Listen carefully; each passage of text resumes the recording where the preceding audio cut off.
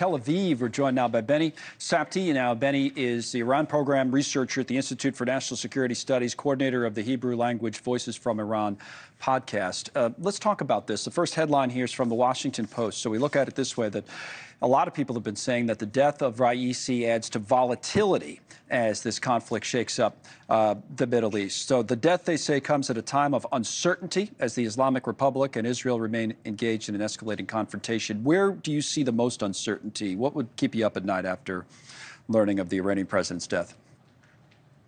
Hello, Connell. Thank you for having me in your show. Actually, I myself, as a former Iranian and Israeli today, I don't understand these titles.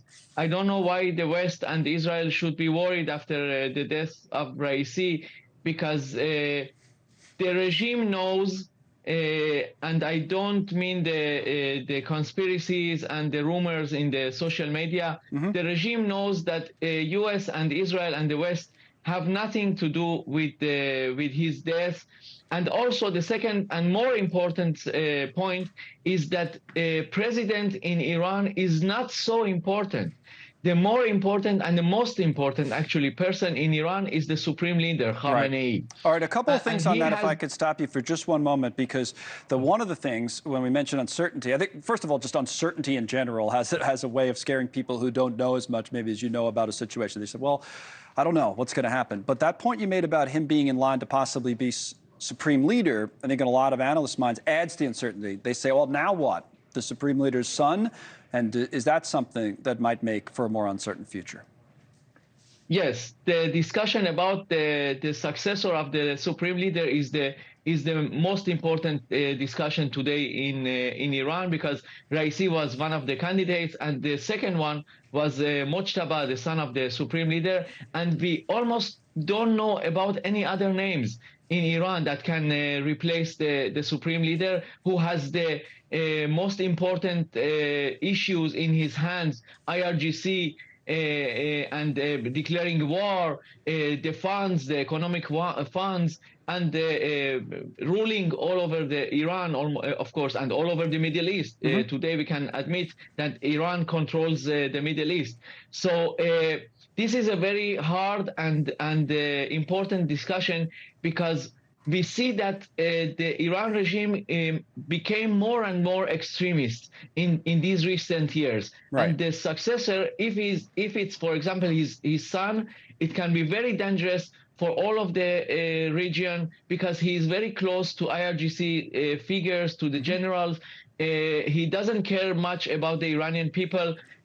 So maybe there is some kind of surprise. The Iranian regime many times surprised us. But we have to just wait and see a few days or weeks. Now, that makes sense. And I think the last point, this is third in our stack, guys, of articles, is from Reuters about what Russia said, because it brings up your point. You said, well, nobody's really worried there about the U.S. sort of being behind it or any kind of the conspiracy theories. These comments saying that Russia said after the crash that the U.S. somehow undermined aviation safety. The quote, as you see, Iran was a major buyer of Bell helicopters under the Shah before the revolution, though the exact origin of the aircraft that crashed was not clear. It seems like they're trying to stir the pot, right? But you're saying that that's not being bought, that's not being taken seriously by the regime or by the people? I think these are just propaganda words from Russia and from Iran regime. Both of them, and I say it after so many years of researching about Iran and a little bit also about Russia.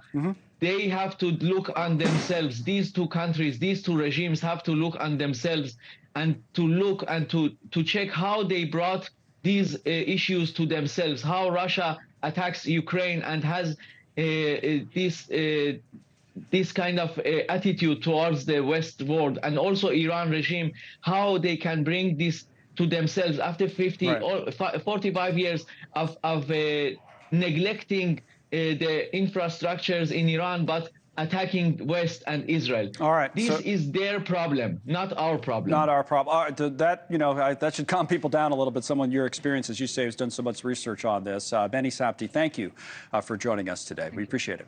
Thanks so much for watching. Just go to joinnn.com to find NewsNation on your television provider. And don't forget to click the red subscribe button below to get more of NewsNation's fact-driven, unbiased coverage.